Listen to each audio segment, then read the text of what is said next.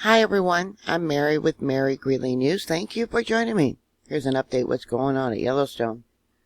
Less than an hour ago, and it's currently 9:30 a.m. Central Daylight Time, there was a series of earthquakes that registered at Mary Lake and at Norris Junction quite significantly. The only thing USGS has reported so far today is a magnitude 2.5 in Stanley, Idaho. This isn't the one I'm talking about. 10 kilometers in depth. And then they got a 2.1, which was yesterday. They were in Montana. 0.4 kilometers in depth. Now that would be near Helena, Montana. It's the weekend, so USGS is off barbecuing and maybe social distancing themselves. But here you can see the monitor for Mary Lake, and they're marked in red. There's a series of them, and when the computer picks up an earthquake that's significant enough for the geologist to come and review it, they mark it in red, the computer does. And here's the hot steam and magma that came in. You can see there's a series of earthquakes right here. And this would be, it started about 13:49 in 15 seconds, universal time. Here we have the monitor for Norris Junction. 13:49 in 15 seconds. And I'll pull it across. It was stronger at Mary Lake. And I showed you that in my last video, that Mary Lake is just above the area of Yellowstone Lake. It's north of Yellowstone Lake. So on the left here is Mary Lake. On the right is Norris Junction.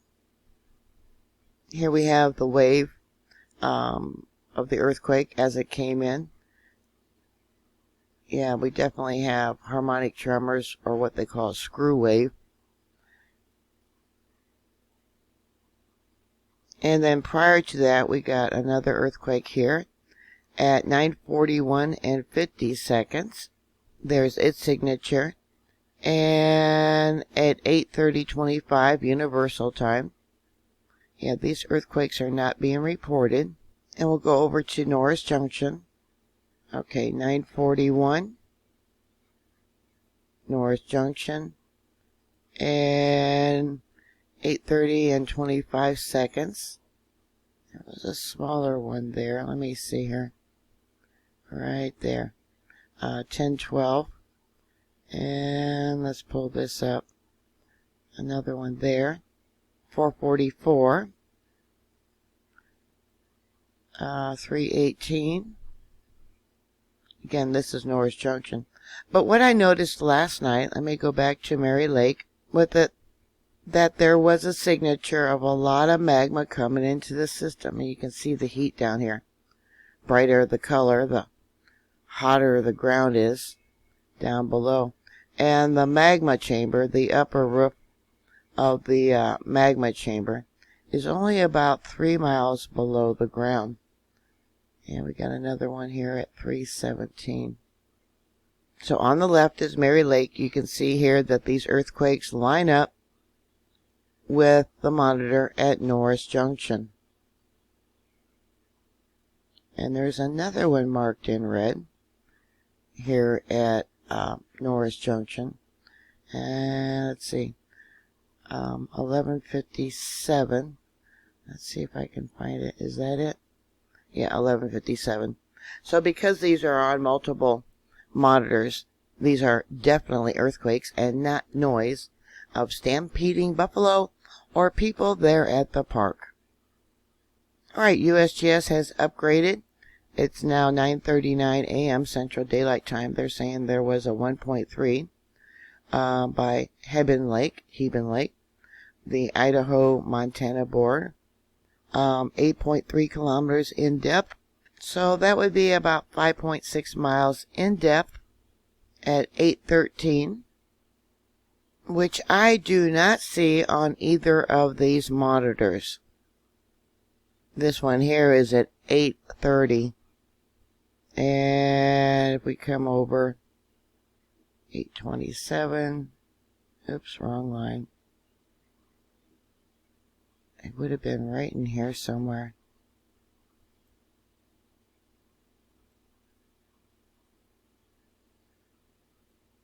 Yeah, 8:13. How many seconds? I'll check the other monitor here in a minute and see if it'll show up on the one for Yellowstone Lake. Oh, the camera stopped. Looked like I caught the tail end. Oh, there it goes. Of Old Faithful going off. Yeah, it's not a lot of people there today. Yeah, I hate it when the camera stops and goes, stops and goes.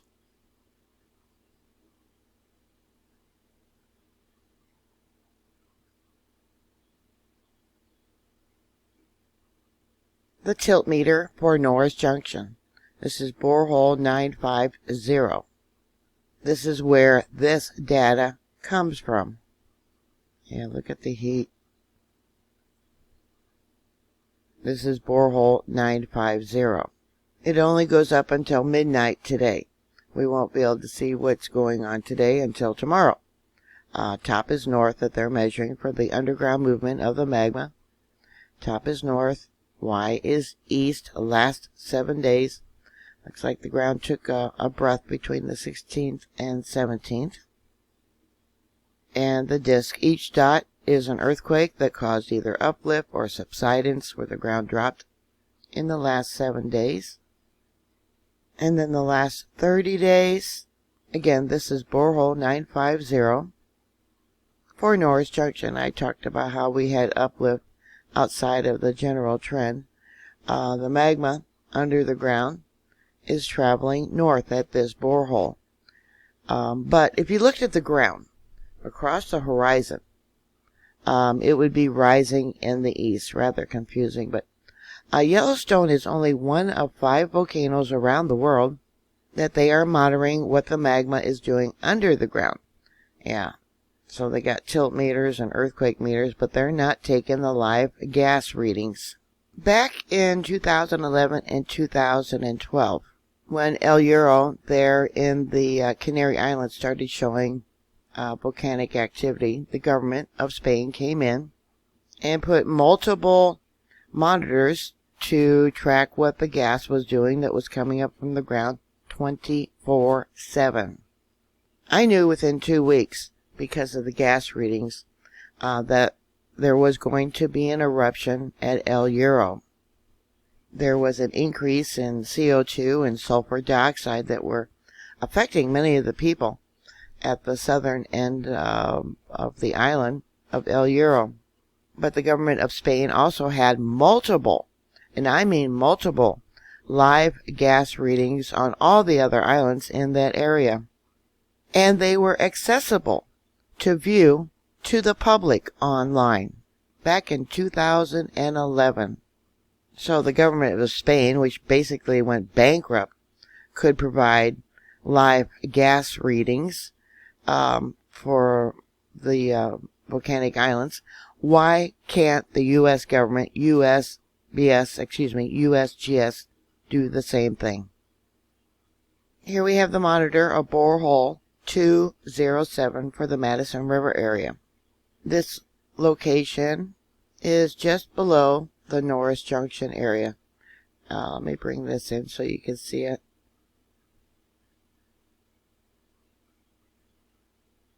Right there, this is a South Fork of Madison River. It actually reversed flow because of uplift eons ago. And I talked about that too in one of my other reports. Now the earthquake that they're reporting, let's see. Let's go to where the earthquake is that they're reporting. Okay, it's on the western side of Heben Lake. Yeah, kind of a remote area here. Right there. You know what they should do is put monitors in the locations where they've had earthquake swarms, maybe along the edge of the caldera, maybe at the Sour Creek Resurgent Dome. Yellowstone has 2 resurgent domes. All right, here's Mary Lake. There's the Sour Creek Resurgent Dome. And the other camera that we're seeing on the live webcam at Old Faithful's right here. And this is the Mallard Lake Resurgent Dome. This hill that you can see when the camera's looking towards Old Faithful is the actual Resurgent Dome, where the ground is uplifting because of magma coming into the system. Yeah, I hate it when the camera's not working. Yeah, it's unusual for a volcano to have two resurgent domes, but being a super volcano, it's not surprising. The red lines that I have drawn here is the uplift that was documented back in 2015, but I think it's much greater now. And I also circled out the hot spots that was recently discovered at Soda Springs, where magma is coming up and heating the ground. I also have here some of the more recent eruptions, the super eruptions, I should call it, because there has been more recent eruptions. Anyways, this is the monitor for Madison Junction. It's a borehole. It's a very deep well under the ground. That way it does not, absolutely does not pick up any outside noise. This is X is north, Y is east. The last 7 days. Each dot would be an earthquake. And then the last 30 days.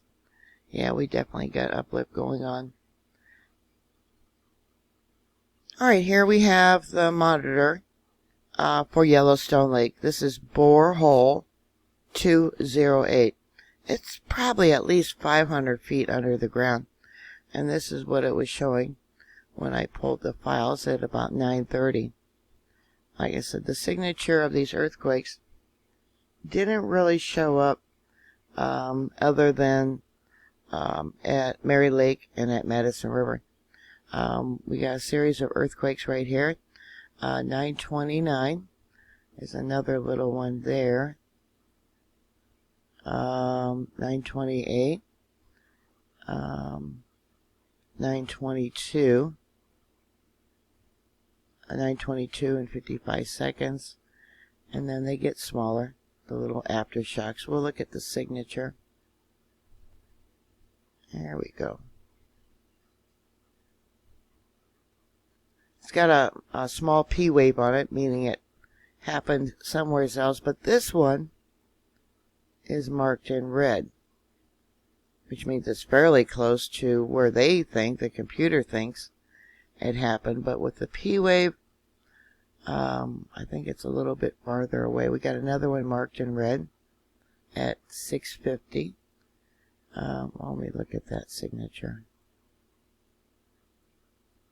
We've got a blob of magma that came in. Yeah, screw wave. Very small. And then, like I said, there was magma coming into the system.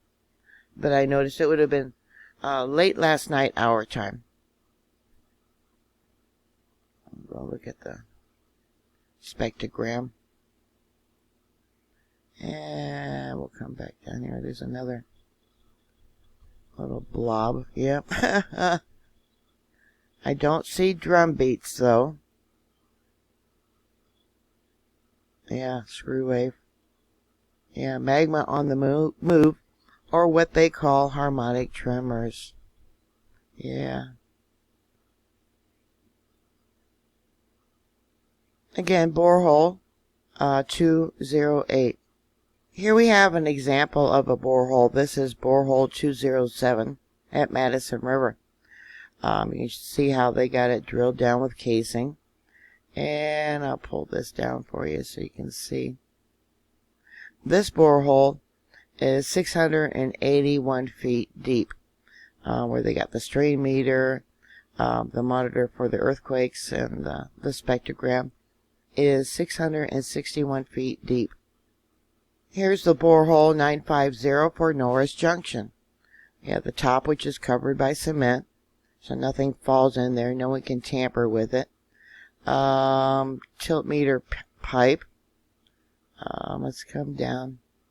And this one, the strain meter, is 361 feet down, and the seismometer is 339 feet down, or 341 feet down. Here's an example of borehole 208 at Yellowstone Lake. They got the casing, the top covered in cement. The seismometer is 483 feet deep, or 495 feet deep. The strain meter is 535 feet deep. And then they got notes about when they dug the well. There is rhyolite there at 142 feet below the surface. 142 feet. A cap of rhyolite. And again, this is borehole 208 for Yellowstone Lake.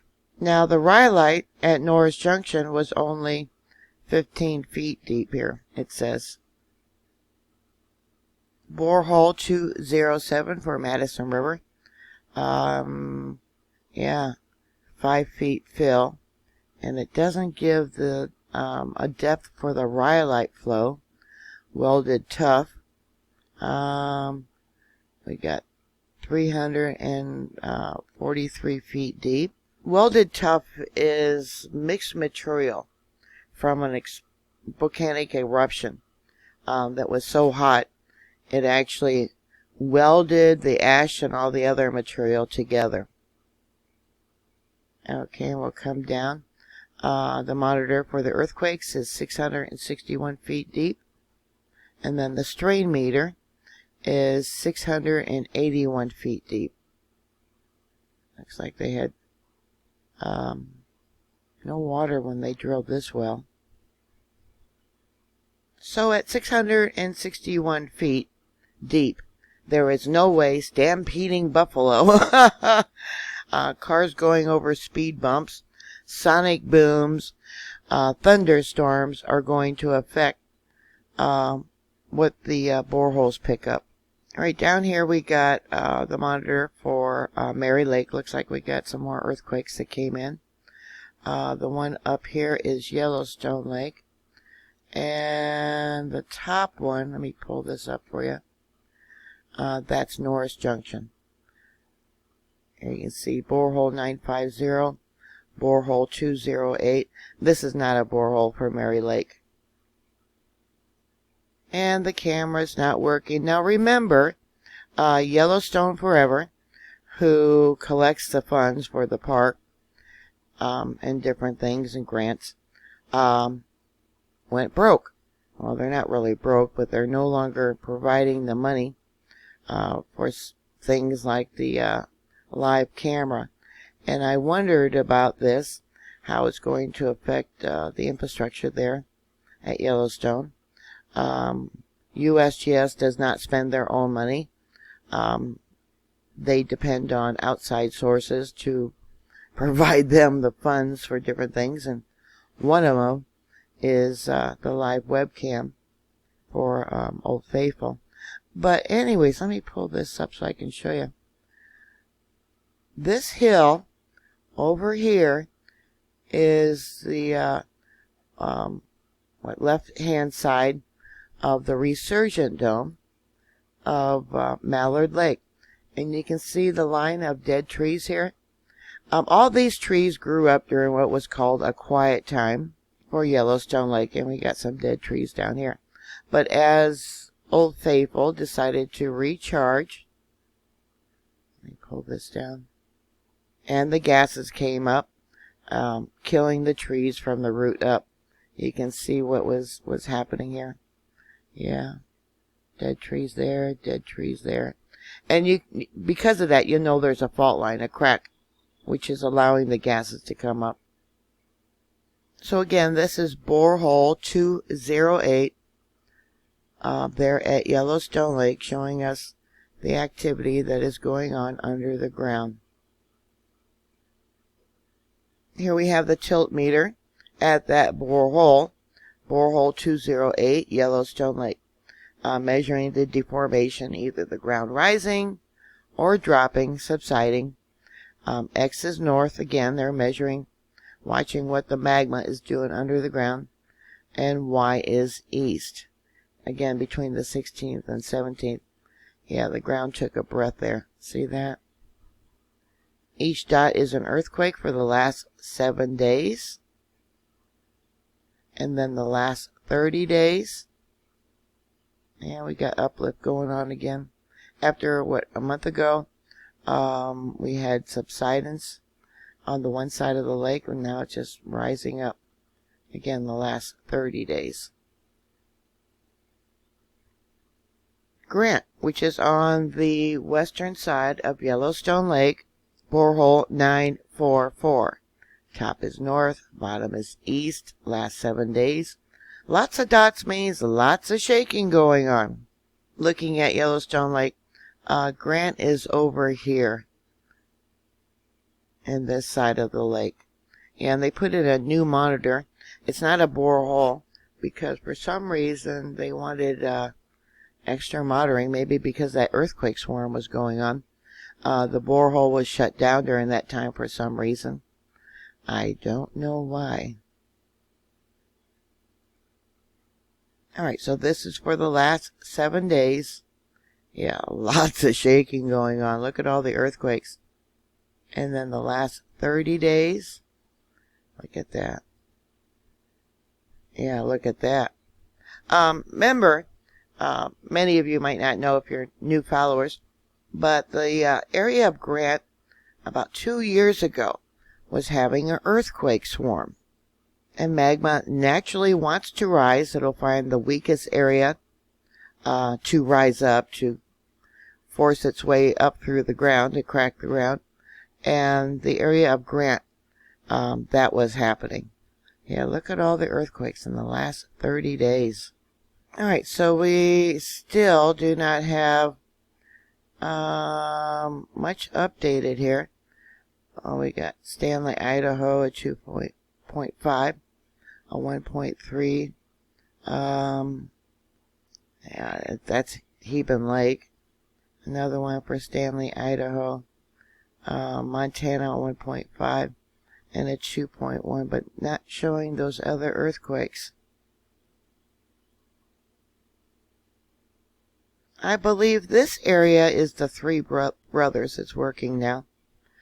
For some reason, they've been keeping an eye on what's been going on there. It's been showing an increase in activity, little spurts of water. But why this geyser they've been watching, I really don't know. So that's all I have for you right now. If you have any thoughts or comments or questions, please put it down below. Thank you for subscribing. I'm on Patreon, and I'm also on Twitter. The links are down below, and I also have a PayPal account if you wish to support my work. God bless all you people that do. It's amazing how much support I get, and the followers I have on Twitter and on Patreon.